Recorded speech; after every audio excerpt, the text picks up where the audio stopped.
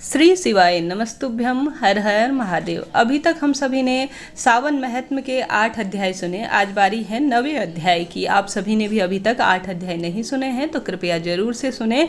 स्वयं महादेव जो है सभी ऋषि मुनियों को जो व्रत है, पूजा पाठ है, उनके नियम और सावन की महत्वता और उसमें किए जाने वाले नियम, व्रत पूजा पाठ की संपूर्ण जानकारी देते हैं। तो इस अध्याय में भी हम सभी महत्वपूर्ण जानकारी स्वयं महादेव के मुख से कही हुई बातें श्रवण करेंगे। आरंभ करते हैं। मेरे साथ आप सभी बोलिए हर हर महादेव, जय शिव शंभु। आरंभ करते हैं। ईश्वर बोले, हे सनत कुमार, अब शुक्रवार की कथा कहूँगा जिसे प्राणी श्रद्धा से सुनकर समस्त विपत्तियों से छूट जाता है। पांडव वंश में उत्पन्न एक सुशील नाम का राजा था। उसने बहुत से प्रयत्न किए परंतु उसे पुत्र प्राप्त नहीं हुआ। उसकी सुकेशी नाम की पत्नी सर्वगुण संपन्न थी। पुत्र न होने के कारण वह हमेशा चिंताग्रस्त रहती थी। एक समय स्त्री स्वभाव के कारण उसने प्रत्येक महीने अपने उदर पर कपड़े के टुकड़े को बांध पेट की वृद्धि कर सबको दर्शाया कि वह गर्भिणी है और स्वयं किसी गर्भिणी स्त्री को खोजती रही। प्रारब्ध से वह पुरोहित की पत्नी को देखा। वह गर्भिणी थी अर्थात गर्भवती थी।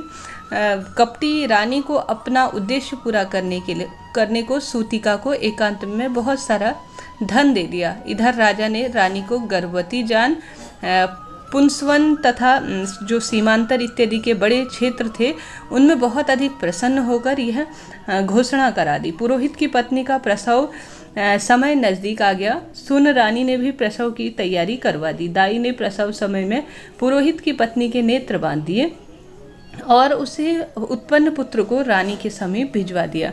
इस प्रकार पुरोहित के पुत्र का रानी के समीप जाना कोई नहीं जान सका। रानी ने पुत्र ग्रहण कर सब खबर भिजवा दी कि मेरे पुत्र हुआ है। उधर दाई ने पुरोहित पत्नी के नेत्र बंधन खोले, उसे मांस की पिंडी दिखाकर कहा, यह अरिष्ट हुआ है, इसकी शांति पतिदेव से कहकर करवा लेना। पुत्र नहीं हुआ तो कोई बात नहीं, परंतु आप भाग्य से जीती रही। लेकिन पुरोहित पत्नी के मन में संदेह रहा कि कहीं इसमें कपट तो नहीं हुआ। उधर राजा ने पुत्र की प्राप्ति सुनकर सभी ब्राह्मणों को बहुत सारा धन दिया। जो कैदी जेल खाने में थे उन सभी को प्रसन्नता पूर्वक जो है छोड़ दिया तथा पुत्र के नामकरण आदि संस्कार में लग गए। राजा के पुत्र का नाम प्रियव्रत रखा गया। श्रावण महीने में आने पर पुरोहित की पत्नी को शुक्रवार को दीवार पर कई लड़कों के सहित जीवंतिका माता की मूर्ति लिखकर उसका पुष्प इत्यादि से पूजन किया और 5 आटे के दीपक लगाए। फिर गेहूं के आटे के दीपक बनाकर उन्हें घी में पकाकर भोजन किया। देवी को चावल समर्पित कर कहा कि हे करुणानिधि, जहाँ भी मेरा लड़का हो उसकी रक्षा करना। इस प्रकार प्रार्थना कर वह तथा कथा का श्रवण कर यथाविधि देवी को नमस्कार किया। तभी से जीवंतिका देवी उस पुत्र की रक्षा रात दिन करने लगी। कुछ काल बीत जाने के बाद अर्थात कुछ समय बीत जाने के बाद राजा मर गए। पितृभक्त पुत्र ने पिता की पारलौकिक क्रिया की। तत्पश्चात मंत्री ने पुरोहितों से प्रियव्रत को राज सिंहासन पर बैठा दिया। उसके कुछ काल तक राज्य करके वह पितृऋण से मुक्त प्राप्त करने के लिए गया और उसने कहा कि मैं गया जाकर पितृऋण से मुक्ति होना चाहता हूँ। उसने राज्य का भार मंत्रियों के हाथ में सौंप दिया। कार्पटिक भेष जो है धारण कर यात्रा के लिए आरंभ हो गया। रास्ते में किसी पुरी में एक गृहस्थ के यहाँ मकान में निवास करने लगा। उस गृहस्थ की पत्नी का एक पुत्र हुआ करता था। गृहस्थी के इस पुत्र से पहले के 5 पुत्रों को क्रमशः 5वें रोज छठी देवी मार देती थी। संयोगवश इस लड़के के हो जाने के 5वें दिन से ही राजा वहां आ पहुंचा। जब राजा सो रहा था तो रात में षष्ठी देवी बालक ग्रहण करने आई। षष्ठी देवी को देख जीवंतिका ने कहा, हे षष्ठी देवी, इस राजा को लांघकर मत जाओ। इस तरह जीवंतिका के मना करने पर षष्ठी देवी खाली हाथ चली गई। 5वें दिन पुत्र को जीवित देख गृहस्थ ने राजा को जीवनदाता जानकर प्रार्थना की कि हे राजन, आज आप मेरे यहाँ ही ठहरे क्योंकि आपकी दया से मेरा यह पुत्र जीवित है। गृहस्थ की प्रार्थना सुन प्रियव्रत ने उस दिन वहीं ही निवास किया। फिर गया जाकर पिंड देने गया। विष्णु पद पर पिंड देते समय पिंड ग्रहण करने के लिए 2 हाथ लेकर निकल पड़े। ऐसी घटना देखकर राजा को बड़ा जो है आश्चर्य हुआ और संदेह होने लगा। ब्राह्मण की अनुमति से राजा ने विष्णु पद पर ही पिंडदान कर दिया। फिर राजा ने किसी ज्ञानी ब्राह्मण से पूछा ऐसा क्यों हुआ? तो ब्राह्मण बोला, हे राजन, ये दोनों हाथ तुम्हारे पिता के हैं। ऐसा क्यों हुआ, इसकी जानकारी माता के घर पहुंचकर पूछना। यह सुन राजा चिंता और दुखी होकर मन में अलग तरह के सवाल लेकर विचार करते हुए वापस अपनी पुरी चला गया। रास्ते में राजा फिर वही गृहस्थ के घर रुका। वह दिन उस गृहस्थ के 7वें पुत्र का जन्म का 5वां दिन था। रात के समय षष्ठी देवी पुत्र को खाने के लिए अर्थात ग्रहण करने आई। जब षष्ठी देवी को जीवंतिका को पुनः मना करा तो षष्ठी देवी जीवंतिका के कहने से, हे जीवंतिका, आपको क्या आवश्यकता रहती है तथा कौन सा व्रत इसकी रक्षा करता है, इस कारण जो आप रात दिन इसकी रक्षा कर रहे हो?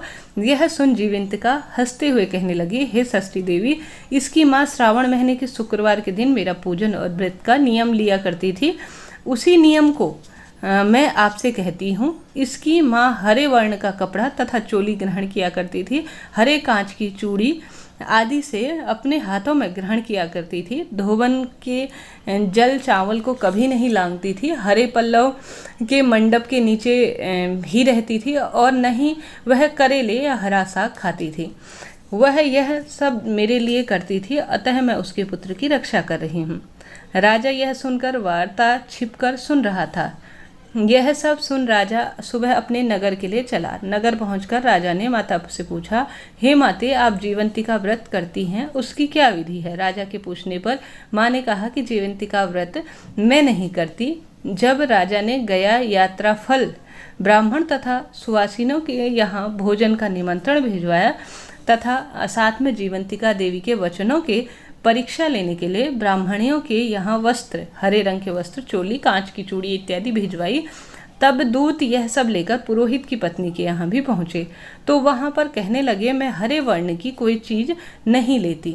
दूत ने यह बात राजा से जाकर कही तो राजा ने पुरोहित पत्नी के लिए रमणीक लाल रंग के कपड़े इत्यादि भिजवा दिए। पुरोहित पत्नी उन चीज़ों को ग्रहण कर राजा के घर को चली गई। वहाँ पूर्व दिशा के दरवाजे पर धोबन, जल, चावल और हरे वर्ण का मंडप देख वह अन्य दरवाजे अर्थात पीछे के महल से चली आई। राजा ने यह सब देख पुरोहित पत्नी को नमस्कार किया और नियम पालन का कारण पूछा। पुरोहित पत्नी ने शुक्रवार व्रत के विधि को बतलाया। राजा को उसी समय उसके स्तन से दूध बहने लगा। राजा को देखकर उस स्त्री के स्तन से दूध बहने लगा। गयाजी में 2 हाथ निकलने से रास्ते में गृहस्थी के यहाँ देवी की बातचीत और स्तनों से दूध बहने से राजा को विश्वास हो गया कि यही मेरी माँ है। जब राजा ने अपनी रानी के समीप यह बड़े विनय भाव से पूछा, हे माता, बिना भय के बताओ मेरे जन्म के समय क्या बात हुई थी? रानी सुकेशिनी ने जन्म समय की सब बात सत्य सत्य कह दी।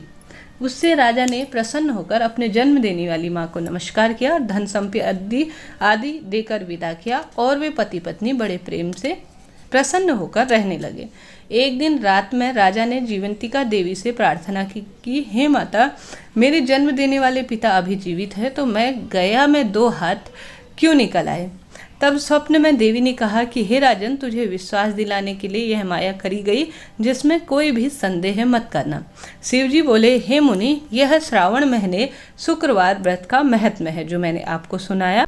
जो भी व्यक्ति इस दिन विशेष नियमों का पालन करता है जन्म मरण के बंधनों से मुक्त हो जाता है और उसके परिवार की हमेशा ही रक्षा होती है। प्राणियों को शुक्रवार और शिव महात्म्य कथा का श्रवण करते हुए शिवलोक में अंतिम समय में स्थान प्राप्त होता है। तो इस तरह से यह शुक्रवार महात्म्य जो स्वयं महादेव ने कहा है उसका आज हम सभी ने श्रवण किया। आपके लिए यह वीडियो तनिक भात भी जरा सी भी उपयोगी रही हो, श्रवण करने में आपको आनंद आया हो तो कृपया चैनल को लाइक करें, शेयर करें, सब्सक्राइब करें। हर हर महादेव।